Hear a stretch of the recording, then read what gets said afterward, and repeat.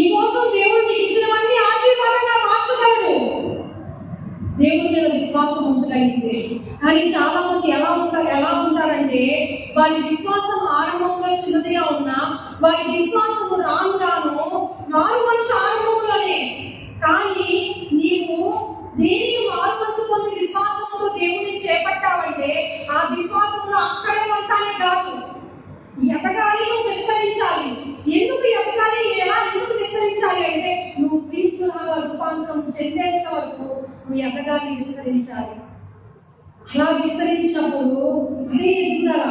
ఆరంభంలో పేతురికి రాత్రంతా శ్రమ పడినా ఏమీ పట్టకపోయినా ఆ మొదట్లో దేవుడి క్రియను చూడటానికి నీ మాట చొప్పున వల వేశాడు. ఓకే, విస్తారమైన చేపలు పట్టినాక అతను ఆలోచించాడు, అంటే ఒకే రాత్రి నాకు ఇంత డబ్బు వచ్చేలాగా ఎందుకు చేశాడు అంటే డబ్బు కలిగి ఇవ్వడం అది పెద్ద విషయం కాదు, ఉంటే ఇంకేదో ఉంది అని పరిగెత్తుకుంటూ వచ్చాడు.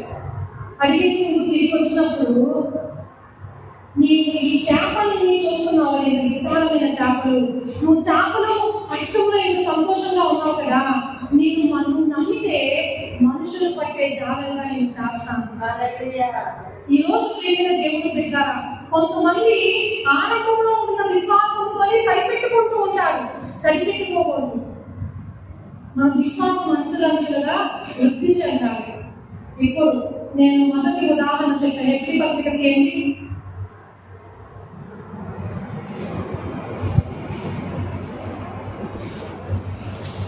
ఎబ్రీ పత్రిక 2వ అధ్యాయం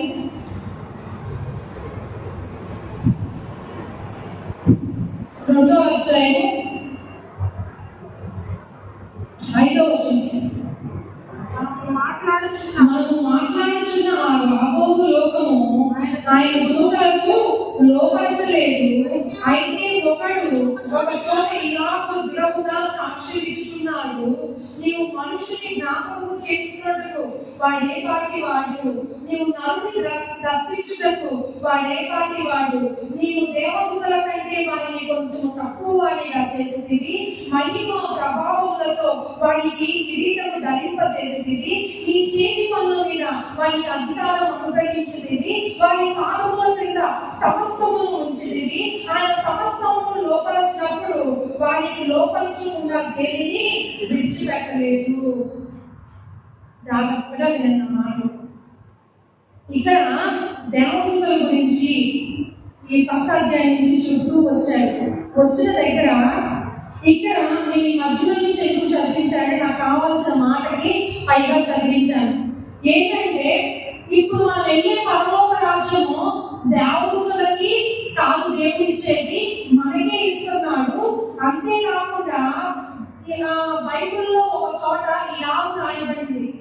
ఎలా రాయబడింది? ఇదే వచనం ఎక్కడ రాయబడిందో నేను చూపిస్తాను. ఈ వచనం చూద్దాం. మనుషులు అంటే జ్ఞాపకం చేసుకుంటూ మనుషులు ఏ పాటి వాడు, మనుషులు ఎలా తయారు చేశారంటే దేవదూతల కంటే కొంచెము తక్కువగా చేశారంట. మనుషులకి మహిమ ప్రభావం ఇచ్చాడంట, మహిమ ప్రభావం కిరీటములాగా ఇచ్చాడంట. అంతేకాకుండా దేవుడి చేతి పనులన్నిటిలో, మళ్ళీ చెప్తున్నాను, దేవుడి చేతి పనులన్నిటిలో మనుషులకి అధికారం ఇచ్చాడంట. ఆయనకి లోపరచకుండా, అంటే మనిషికి లోపరచకుండా ఏది పెట్టలేదంట. సమస్తము ఎవరి పాదాల కింద పెట్టాడంట? మన పాదాల కింద పెట్టాడంట. చదవండి అన్నమాట. మీ చేతి పనుల మీద అధికారము అనుగ్రహించినది, వారి పాదాల కింద సమస్తము ఉంచినది. ఇప్పుడు జాగ్రత్తగా అక్కడి అంటే ఏమి దక్క ఉడుకుంటే నేను తెచ్చు. ఎందుకు? అమ్మకు ఒక అధికారం ఉంది. ఇప్పుడు ఈ భూమి మీద దేవుని పనులన్నిటి మీద కూడా మానవునికి దేవుడు అధికారం ఇచ్చాడంట. ఈ అధికారం పాపం వల్ల పోగొట్టుకున్నారు. కానీ ఈ అధికారాన్ని మళ్ళీ తిరిగి యేసు ప్రభు ద్వారా మనుషులకి అప్పగించబడింది. లేదా చదువుతాం మాట. ఆయన సమస్తమును లోపరిచినప్పుడు వాటిని లోపరచకుండా దేని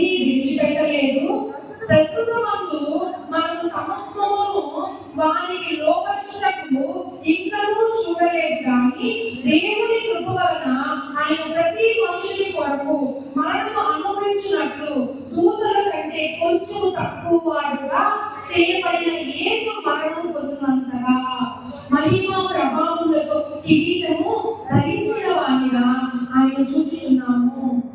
యేసు ప్రభు వారు ఎంతవరకు ఆయన మా కోసం తగ్గించుకున్నారంటే ఆయన నోటి మాటతో చేయబడిన దేవదూతలు మనుషుల కంటే కొంచెం ఎక్కువ వారు, దేవదూతల కంటే కొంచెం తక్కువ వారికి మనం చేశారు. ఆ తక్కువ స్థాయికి తాను తగ్గించుకొని ఈ భూమి మీదకి మానవునిగా వచ్చి ఆయన మరణం ద్వారా ఆయన తిరిగి ఆ మహిమ ప్రభావాన్ని తిరిగి సంపాదించుకొని, అందుకనే 10వ వచనంలో ఎవరికి సమస్తము ఉన్నవో, ఎవరి వల్ల సమస్తము కలుగుచున్నవో ఆయన అనేకులైన కుమారులను మహిమకు తెచ్చుచుండగా వారి రక్షణకర్తను శ్రమల ద్వారా సంపూర్ణంగా చేయుట ఆయనకు తగును. ఎవరి కోసం ఈ సృష్టి చేయబడిందో, ఎవరి ద్వారా చేయబడిందో ఆయనే సమస్త మనుషులను కుమారులుగా ఆయన మహిమ కొరకు తెచ్చుకోవటానికి రక్షణకర్తగా యేసు ప్రభుని పంపించి ఆయన శరీరం ద్వారా శ్రమపడడం ద్వారా మనుషులందరినీ సంపూర్ణంగా చేశాడంట. అంతేకాకుండా పరిశుద్ధపరచు వారిని, పరిశుద్ధపరచబడు వారిని అందరికీ ఒకటే మూలము. అంటే పరిశుద్ధపరచబడే రక్తం ఇచ్చిన యేసు ప్రభు వారికి, పరిశుద్ధపరచబడిన జనాంగమైన మనకి ఒకటే మూలము. ఏంటా మూలము? తండ్రికి యేసు ప్రభు ఏ స్థానంలో పిలవబడ్డారు? కుమారునిగా. మనల్ని తిరిగి ఆ స్థానాన్ని ఇవ్వటానికి ఆయన మనల్ని సహోదరులు అనిపించాడంట. అక్కడ అదే ఉంది. ఈ హేతువు చేత వారిని సహోదరులని పిలిచడం ఆయన సిగ్గుపడలేదు. ఎవరు సిగ్గుపడలేదంటే మనం పక్కని వందనం చెప్పడానికి మనకు అనుగుణంగా లేకపోతే సిగ్గుపడతాం. సృష్టికర్త అయిన దేవుడు మానవునిగా వచ్చి ఆయన మన కోసము ఈ తిరిగి కోల్పోయిన అధికారాన్ని ఇచ్చి, అధికారం ఎంత గొప్పగా నేను చెప్తాను మీ ముందు, కానీ ఆయన అన్నాడంట సహోదరునికి నేను దాసులని దేవుడు, దాసులు కొన్ని తెలుసు, కొన్ని మీద అధికారం ఉంటుంది, నిన్ను నా స్నేహితులని పిలుస్తానని యోహాను సువార్తలో. అంతేకాకుండా ఇక్కడ నా సహోదరులు అంటే ఒక రక్తములో పాలి భాగస్తులు, అందుకే ఆయన నిబంధన చేశాడు, ఆయన రక్తాన్ని ఇచ్చాడు. అంతేకాకుండా ఇది 14వ వచనం, కాబట్టి ఆ పిల్లలు రక్త మాంసంలో గలవారైన ఈ ప్రకారం మరణము యొక్క బలము గలవారిని, అనగా అపవాదిని మరణము ద్వారా నశింపజేయుటకును, జీవితకాలం అంతయు మరణమైన చేత దాస్యములకు లోబడిన వారిని విడిపించుటకును ఆయన కూడా రక్త మాంసంలో పాలివాడాయను. ఎందుకంటే ఆయన రక్త మాంసంలో పాలివాడైంది? మరణం. రక్త మాంసంలో పాలివారైన మనుషులు దేనికి దాసులైపోయారు? దేనికి భయపడిపోయారు? మరణానికి. పాపం వల్ల వచ్చే జీవితము మరణము. ఆ మరణము దాస్యం నుంచి విడిపించడానికి ఆయన కూడా రక్త మాంసంలో పాలిభాగస్తుడయ్యాడంట.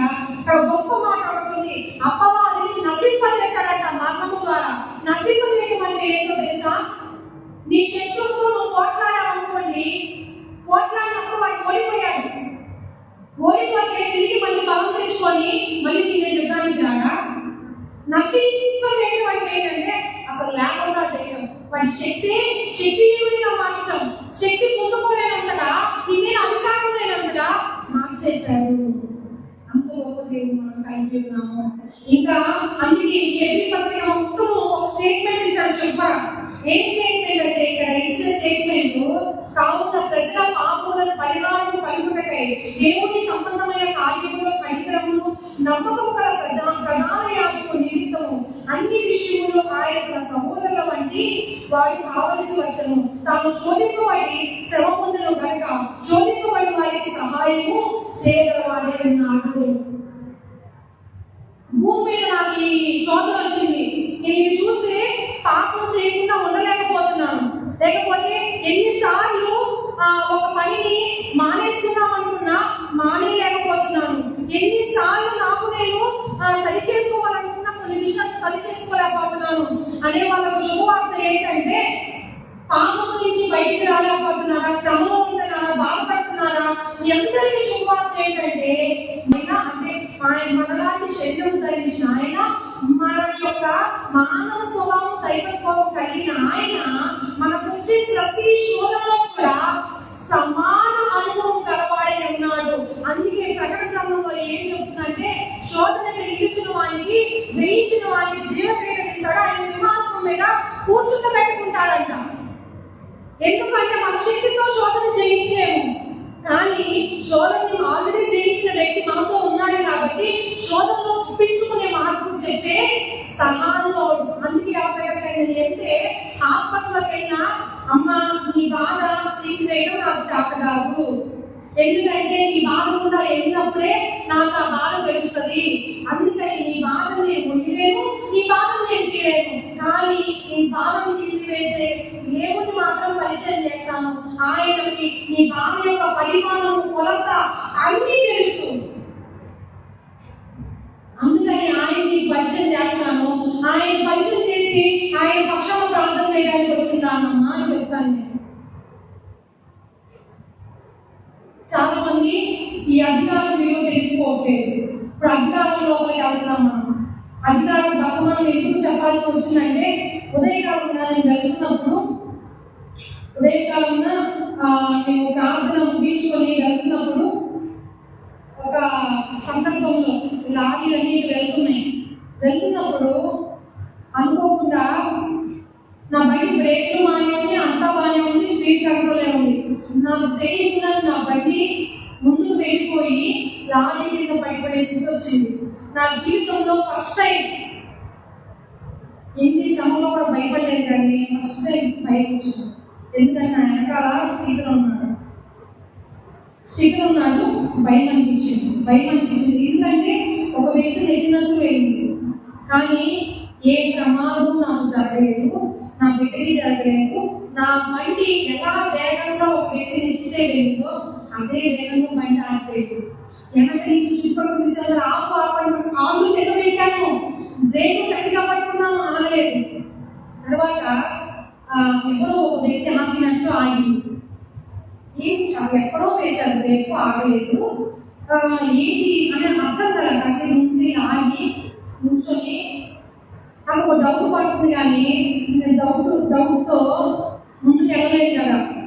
అందుకని పాస్టర్ గారు సాయంత్రం, ఇప్పుడు నాకు మేడం కొంచెం నొప్పిగా ఉంది, నువ్వే సాయంత్రం వర్తమానం చెప్పాలి అనుకుంటాను. నేను ఏం చెప్పాలి వర్తమానం, ఎందుకంటే నాకు అర్థం కాలేదు, టైం ఉంది నా దగ్గర అడగంటే ఏం చెప్పాలి వర్తమానం అని చెప్పినప్పుడు నేను పొద్దున ఇక్కడ వదిలేసి వెళ్ళిపోయాను ఒక మాట, అధికారము. ఆ మాట గురించి చెప్పడానికి దేవుడు సిద్ధపరిచారు.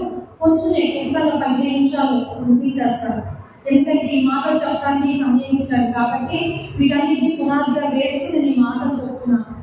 యేసు ప్రభులో మనకు ఒక అధికారం, యేసు ప్రభు మనకు ఒక అధికారం ఇచ్చారు. ఈ శిష్యులకు ఇచ్చారు ఆ మొదటిగా అధికారం.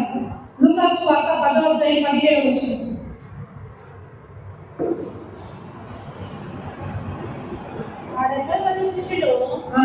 సంతోషంతో తిరిగి వచ్చి, ప్రభు ఆ దయ్యములు కూడా నీ నామం వల్ల నాకు లోబడుచున్నదని చెప్పగా, ఆయన సాతాను ఎక్కువలే ఆకాశం నుండి ఇక్కడికి చూసింది.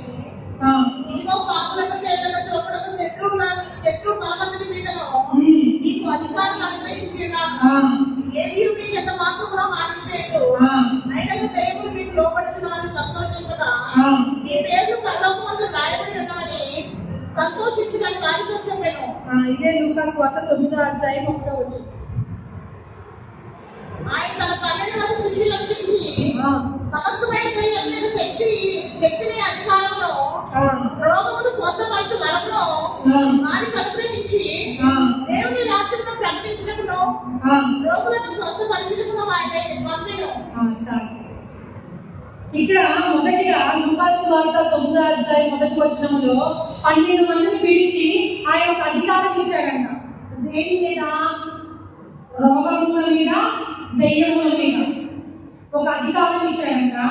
ఆ అధికారం శత్రువు బలమంతటి మీద నీకు అధికారము దేవుడు అనుగ్రహించాడు.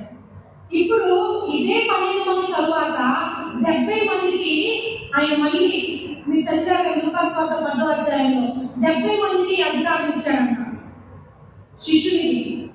మత్తయి సువార్త 28:18.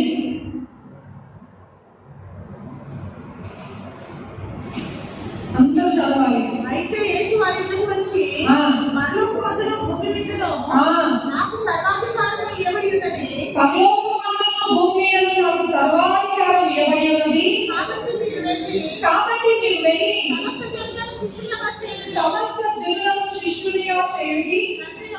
తండ్రి యొక్కయు కుమారుని యొక్కయు పరిశుద్ధాత్మ యొక్కయు నామములో వారిని బాప్తిస్మం ఇచ్చుచు నేను మీకు ఏ సంగతులను ఆజ్ఞాపించితినో వాటన్నిటినీ కైకొనవలెనని వారికి బోధించుడి.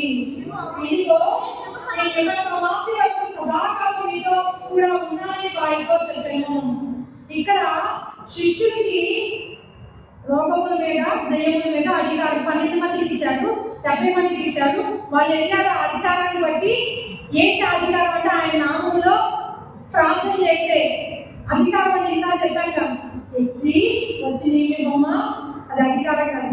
నీళ్ళు అది అధికారం. ఈ అధికారము దేవుడు మొదటి ఆదాముకి ఇచ్చాడు, పోగొట్టుకున్నారు. యేసు ప్రభు తిరిగి అధికారాన్ని మనకి ఇచ్చాడు. ఇక్కడ అధికారం లెవెల్ని యేసు ప్రభు పునరుద్ధానం అయిన తర్వాత పెంచాడు. అప్పుడు దాకా వాళ్ళ భూమి మీద ఉన్న వాటికే అధికారం ఉంది. ఇక్కడ మత్తయి సువార్త 28:18 పరలోకమందును భూమి మీదను నాకు సర్వాధికారం ఇవ్వబడి ఉంది. సర్వాధికారం ఎవరికి ఇవ్వబడింది? చెప్పండి. యేసు ప్రభు వారికి ఇవ్వబడిందంటే మనకి ఇవ్వబడలేదా? సహోదరులం కదా, అవును కదా. ఇప్పుడు సర్వాధికారము పరలోకంలో భూమి మీద నాకు కూడా ఇవ్వబడింది అని చెప్పండి. పరలోకంలో భూమి మీద నాకు సర్వాధికారము యేసు నామములో ఇవ్వబడింది. ఆమేన్. అధికారాలు ప్రభుత్వాలు అనేవి 3 రకాలు. Local authority, state authority, national authority. స్థానిక బలము లేదా స్థానికమైన ప్రభుత్వము, స్థానికమైన అధికారం, రాష్ట్ర అధికారం, కేంద్ర అధికారం. 3 స్థాయిలు. అంటే అధికారం పెరిగే ఉంది, దాని యొక్క శక్తి పెరుగుతూ ఉంది. ఇప్పుడు శిష్యునికి కూడా ఆరంభంలో అధికారము భూమి మీద వాటికి ఉన్నాయి, కానీ తరువాత యేసు ప్రభు పునరుద్ధానం అయిన తర్వాత వారి అధికారం స్థాయి ఎంతవరకు పెరిగిందంటే పరలోకంలో ఉన్న వాటిని పొందుకునే అధికారము భూమి మీద నీకు అనుగుణంగా క్రమంగా నడవాల్సినవి క్రమంగా నడవనప్పుడు, జరగాల్సినవి సమయానికి జరగనప్పుడు నువ్వు అధికారము వాడవలసిన అవసరత ఉంది. అధికారం వాడకుండా నాకు ఇది చేయటోబా, నాకు తీసేటోబా, నాకు ఈ శ్లోకం తీసేటోబా అంటే అది చాతగాని ప్రార్థన, అవిశ్వాసపు ప్రార్థన, సోమరితనపు ప్రార్థన. ఎందుకంటే ఇప్పుడు నేను స్టీఫెన్కి ఇక్కడికి వచ్చాను కదా, ఒక 300 ఇచ్చి నాన్న ఈ రోజంతా నేను ఉండను, నీకు ఇంట్లో అన్నీ వండి పెట్టాను, కానీ నీకు నచ్చకపోతే నీవేదన్నా ఆర్డర్ పెట్టుకొని తిన్నానా, లేకపోతే ఏమైనా తెప్పించుకొని టిఫిన్ అని తెచ్చుకొని తిన్నానా అని డబ్బులు ఇచ్చాను.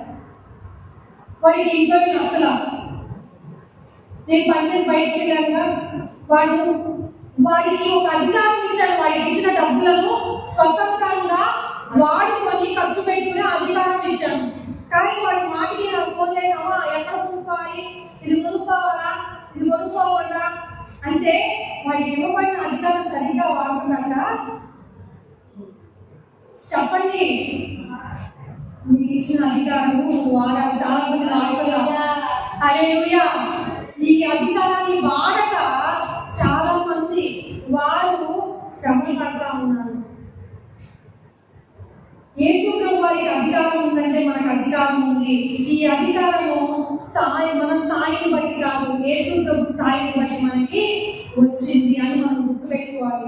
చిన్న చిన్న విషయాల్లో కూడా చాలా మంది గ్రహింపు, దేవుని మాట గ్రహింపు లేక దేవుని అడుగుతూనే ఉంటారు. ఎందుకంటే దేవుడు ఆల్రెడీ ఇచ్చేసిన వాగ్దానాన్ని పట్టుకొని నిలబడాల్సిన సమయంలో నిలబడకుండా విశ్వాసంలో వారికి అడుగుతూ ఉంటారు. ఉదాహరణకి నేను ఒక రిఫరెన్స్ యాకోబు పత్రిక 4:7 యాకోబు పత్రిక 4:7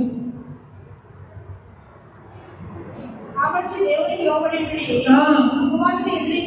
అపవాదిని ఎదిరించుడి దేవుడికి లోబడి అపవాదిని ఎదిరించుడి.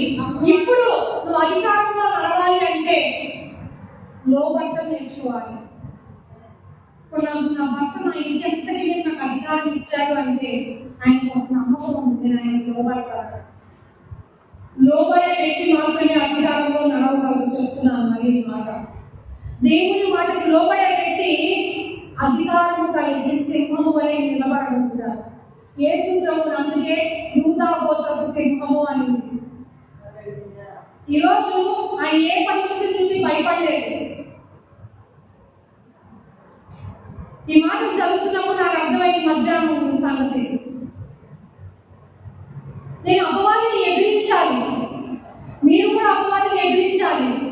ఎందుకంటే వాడి స్థానం తప్పి మనుషుల్లోకి వచ్చినప్పుడు, స్థానం తప్పి మన ఇంట్లో ప్రవేశించి ఉండాల్సిన స్థితిలో అన్ని ఉండకుండా మన సమాధాన్ని దొంగలించినప్పుడు, ఎలాగైతే శిష్యులు పడవలో ప్రయాణం అవుతున్నప్పుడు వాతావరణం ఒక్కసారిగా మార్చేసినప్పుడు, తుఫాను వచ్చినప్పుడు, అలజడి లేనప్పుడు నువ్వు నిలబడాలని అధికారంతో. ఆ అధికారం యేసు నామములో నీకుంది. ఈ అధికారం నీకు తెలుసని అపవాదికి తెలిసినప్పుడు అధికారంతో నిలబడినప్పుడు నీ పరిస్థితులు మారిపోతాయి. యేసు ప్రభువు నిద్రలో వేసుకుని లేచి నేను నశించిపోతున్నాను చింత లేదా అంటే యేసు ప్రభు వారు వెంటనే తుఫానుని గద్దించాడు. పేతురు ఇంటికి వెళ్ళాడు. పేతురు ఇంటిలో జ్వరంతో పడి ఉన్న అక్కని ఎలా గద్దించాడు నేను చూపిస్తాను. మాట మీరు చదవాలి. లూకాసు వార్త 4:35.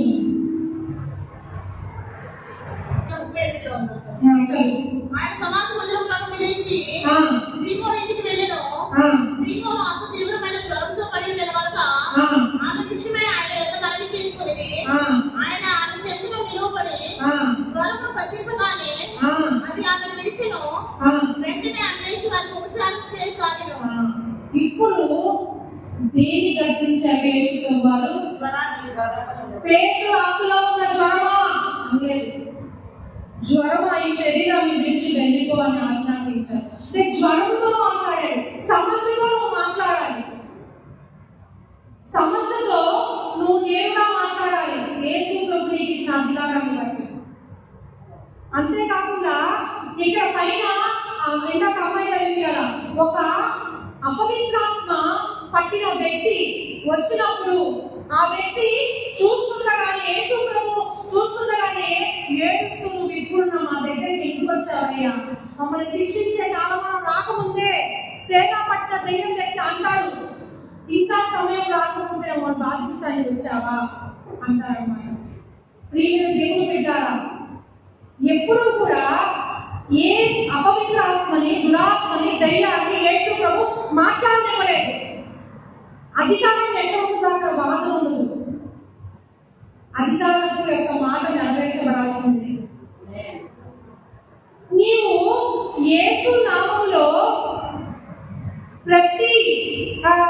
ప్రతి పరిస్థితి అంటే ఒకటి అనారోగ్యం కావచ్చు, రెండవది నీకు మనిషి అదే విధంగా కనబడకుండా ఆ మనిషిలో మార్పు, అన్నం తినే వ్యక్తి తినట్లేదా ఆ మనిషిలో మార్పు ఉంది. ఆ మనిషి యొక్క మనస్థితి అందరిలాగా ఉండలేదా మార్పు ఉంది, ఏదో తేడా ఉంది. నువ్వు వెంటనే నీ అధికారాన్ని పట్టుకొని నువ్వు నిలబడాలి. ఎవరు అధికారాన్ని వాడరో ఆ అధికారాన్ని వాడినప్పుడు ఏం జరిగిందంటే మనము అభివృద్ధి అంటే మనకి ఇచ్చిన వాటికి ఇప్పుడు కారు ఉంది, రకరకాల కారు ఉంది. కారు వేరే వాళ్ళ గిఫ్ట్ ఇచ్చారనుకోండి, ఆ కారు వాళ్ళు తిరగటానికి వాళ్ళ సంతోషంగా ఎక్కడికి పడితే అక్కడికి వెళ్ళటానికి వాళ్ళ పనులు సునాయాసంగా ఉందని కారు ఇచ్చారు. కానీ ఆ కాలుని వాడకుండా అలానే పెట్టడం ద్వారా కాలు ఏమైనా ప్రయోజనమా? నీకు ఇవ్వబడిన అధికారం వాడకపోతే నీకు ఇవ్వబడిన అధికారం వల్ల ప్రయోజనం ఏమైనా ఉందా? అధికారం వాడని కుమారుడు కుమార్తె సోమరు వంటి వారు అని బైబిల్ సెలవిస్తుంది. అధికారాన్ని వాడాలి. ఎందుకంటే మన యొక్క భయం కన్నా కూడా అంటే మనకున్న అధికారం గొప్పది. అర్థమవుతుందా?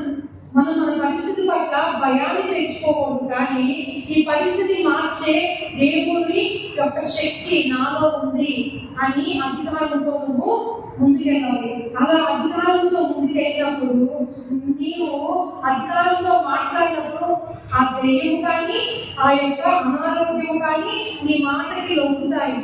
ఎందుకు లొంగుతాయి అంటే నీవు ఎవరి బిడ్డగా నువ్వు నిలబడుతున్నావో నీకంటే అపవాదికి బాగా తెలుసు.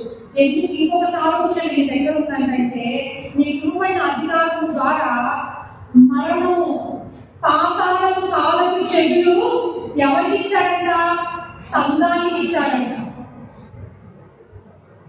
ఈరోజు సంఘములో అవయముగా ఉన్న నీవు, అంతేకాకుండా క్రీస్తు నిబంధనలో ఉన్న నీవు, నీతిమంతురాలైన నీవు, అంతేకాకుండా ఈ భూమి మీద దేవుని యొక్క సహోదరుడిగా రక్త సంబంధిగా ఉన్న నీవు ఆయన అధికారంలో పాలు నీకున్నదని గుర్తుపెట్టుకోవాలి.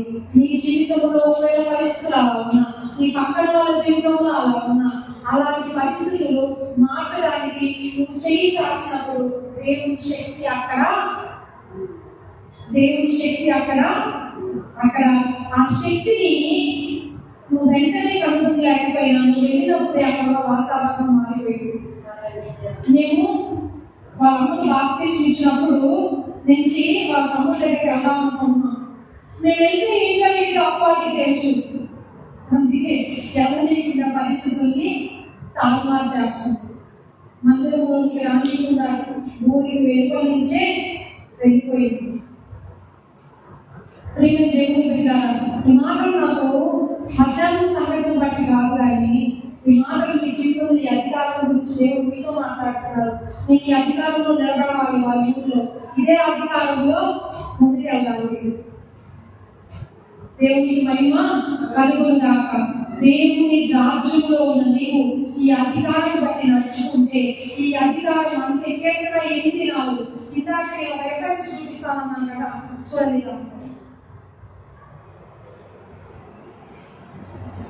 మనిషిని జ్ఞాపకం చేసుకున్నప్పుడు వాడే పని వాడు, నీవు నరకులను దర్శించటకు వాడే పని వాడు, ఏమిటంటే వాడిని కొంచెం తక్కువగా చేసి మహిమా ప్రభావంతో వాటికి కిరీటం ధరింపచేసి నీ చేతి పనుల మీద వారికి అధికారం ఇచ్చేనావు. గొర్రెలన్నింటినీ ఎట్లా చాలు దేవుని చేతి పనులన్నింటి మీద మనుషులకు అధికారం ఇచ్చాడు. ఎందుకంటే దేవుని యొక్క కోరికలు దేవుని కంటే కొంచెం తక్కువ వాడిగా చేసి ఉన్నాడు. కాబట్టి దేవుడు పరలోకంలో ఆయనకు అధికారం ఉన్నట్టే భూమి మీద కూడా అందుకని పరలోకం ఉన్న మాట అంటే ఈ నామం మహిమపరచబడుగాక, నీ రాజ్యం వచ్చుగాక, నీ చిత్తం పరలోకంలో నెరవేర్చబడినట్లు భూమి మీద నెరవేర్చబడుగాక. ఇప్పుడు దేవుని చిత్తాన్ని జరిగించేది ఎవరండి భూమి మీద? ఎవరు? మీరే, నేనే. దేవుని చిత్తం ఏంటి? ఆయన అధికారంలో నిలిచి అధికారంలో నడవడం. ఈ అధికారంలో చెప్పేటప్పుడు నాకు ఆ పిల్ల పాట పాడుతున్నప్పుడు ఒక దేవుడు ఒక రిఫరెన్స్ ఇచ్చారు. ఏంటంటే చాలా మంది రక్షించబడతలేదు కదా, రక్షించబడినప్పుడు యేసు ప్రభు తన నోట్లో ఒక మాట పలికాడు. ఏంటమ్మా? ఫిలిప్పీ పత్రిక పాస్టర్ గారు లెక్కలు ఈ మాటని నాకు ఎక్కడి నుంచి మాట్లాడమని ఫిలిప్పీ పత్రిక 2వ అధ్యాయము ఈ మాటలో నా మాట ముగిస్తాను. 9, 10, 11. అందుచేతను పరలోకమున్న వారిలో కానీ భూమి మీద ఉన్న వారిలో కానీ భూమి మీద ఉన్న వారిలో కానీ ప్రతి వారి మోకాలను యేసు నామమున వంగునట్లు ప్రతి వారి నాలుకయు తండ్రి యేసు క్రీస్తు ప్రభు అని ఒప్పుకున్నట్టు దేవుడు ఆయనకు అధికంగా హెచ్చించి అన్ని నామములకు పైనామము ఆయనకు అనుగ్రహించెను. మనకి ఇవ్వబడిన అధికారం ఏంటంటే లోకల్ గవర్నమెంట్ కన్నా, స్టేట్ గవర్నమెంట్ కన్నా, నేషనల్ గవర్నమెంట్ అంటే కేంద్రంలో మోడీ గవర్నమెంట్ కన్నా ఎక్కువ అధికారము, ఎక్కువ ప్రభుత్వం ఇచ్చారు. ఎందుకు తెలుసా? ఈ భూమి మీద ఏ నామము, అన్ని నామముల కంటే పైనామము కలిగిన ఆయన భూమి మీద ప్రతి మనిషి యొక్క మోకాలు ఆయన ఎదుట ఉండుతాయి. మనుషులే ఉండుతాయి అని చెప్పినప్పుడు అపవిత్రాత్మలు లోబడవా? ఈ మాటను బట్టి ఈ మాట చెప్పగా ఇంకొక మాట, ప్రపంచ మనుషులందరూ కూడా ఆయన ముందు వంగి ఆయన ఒప్పుకునేలా చేయాలంటే దేవుడికి ఎంత సమయం పట్టింది? పాస్టర్ ఒకసారి వాక్యం చెప్పాడు, మీనే ఉపాసన గోడ మీద రాస్తేనే రాజు ఒడిగిపోతే ఆకాశంలో ఒక మాట రాస్తే ప్రపంచం అందరూ కూడా రొప్పుకుంటుకొని అయ్యో యేసు దగ్గర రొప్పుంప చేసుకోవాలి. ఆయన ఎంతసేపు పట్టింది? ఆయన ఏం కోరుకుంటున్నాడంటే దేవుని చిత్తానికి సంబంధించే మనసు, మన విల్లింగ్నెస్ కావాలి. నీ చిత్తాన్ని దేవుడు ఎప్పుడు ఒక మనిషిని వాడుకోగలడంటే, ఎప్పుడు ఆయన అధికారంలో ఒక మనిషిని అడగగలడు, ఎప్పుడు ఆయన దేవుడు నీ ద్వారా నా ద్వారా లోకానికి ఆయన వైపు చాటగలంటే ఆయన మాటలకు సంబంధించి నీ విల్లింగ్నెస్ కూడా నీ ఇష్టాన్ని కూడా ఆయన మాటకు సంబంధించేలాగా చెప్పినప్పుడు ఆయన వాడుకోగలడు. నేను ఈ మాటలు అభిపదిలో చెప్పినా మీకు అర్థమైందో తెలియదు, కానీ నేనైతే నాకున్న ధైర్యాన్ని బట్టి చెప్తున్నాను ఏంటంటే, నేను దేవునికి నా విల్లింగ్నెస్ ఒప్పుకున్నా. ప్రభువా, నేనైతే నీ గురించి అద్భుతంగా చూపించగలగడం నాకైతే నా శక్తితో చాలదు, నీవు సహాయం చేస్తే నేను ఇది చేయాలంటే నేను ఎప్పుడైతే దేవుడి చిత్తానికి సంబంధించి నన్ను నేను అప్పగించుకున్నానో ఇక్కడ నిలబడుతున్నప్పుడు నా ద్వారా దేవుడి మహిమ పరచబడతాను.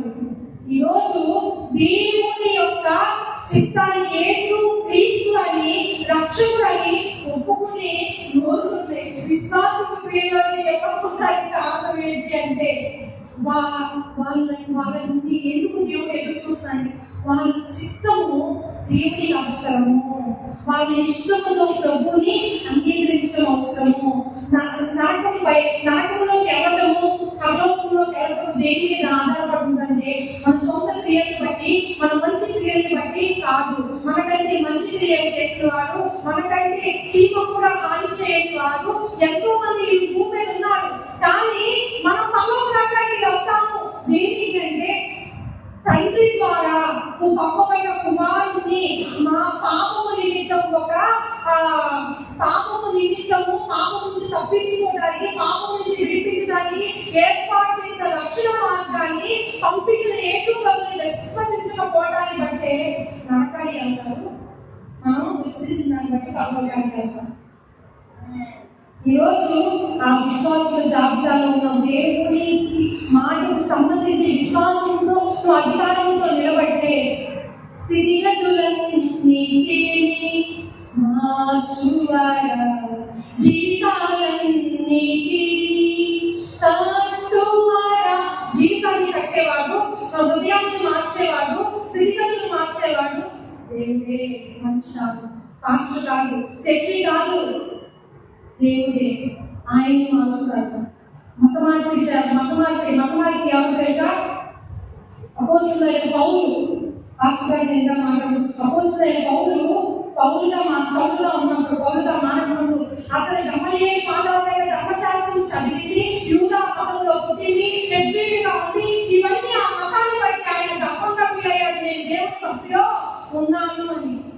తరువాత యేసు ప్రభువుని చూసిన తరువాత ఆయన ఏమన్నాడంటే, ఇవన్నీ పెద్దతో సమానంగా ఎంచుకుంటున్నాను, నేను రక్షించబడ్డాను నా దేవుని గొప్ప వల్లనే అని చెప్పాడు. ఎంత గొప్ప హెబ్రీ పత్రిక ఎన్ని మనం చూస్తున్నాం, ఎన్ని రాసిన అపోస్తలుడైన పౌలు. ఈరోజు దేవునికి దేవుని వాక్యానికి సంబంధించి నువ్వు అధికారంలో నడవాలి. అధికారం గురించి ఇంకా లేదు, నెక్స్ట్ దాంట్లో మనం ఇంకా చెప్పుకున్నాం. దేవుని మాటలను మనం ఇంటిలో జీవించాక ఆమె ప్రార్థన చేస్తున్నాం. మనకి అధికారాన్ని ఇచ్చిన దేవుడు, అధికారం కలిగిన వాడు. పొద్దున పాస్టర్ గారు ఒక సైన్ చెప్పారు. పాస్టర్ గారు పొద్దున పాస్టర్ గారు ఒక సైన్ చెప్పారు.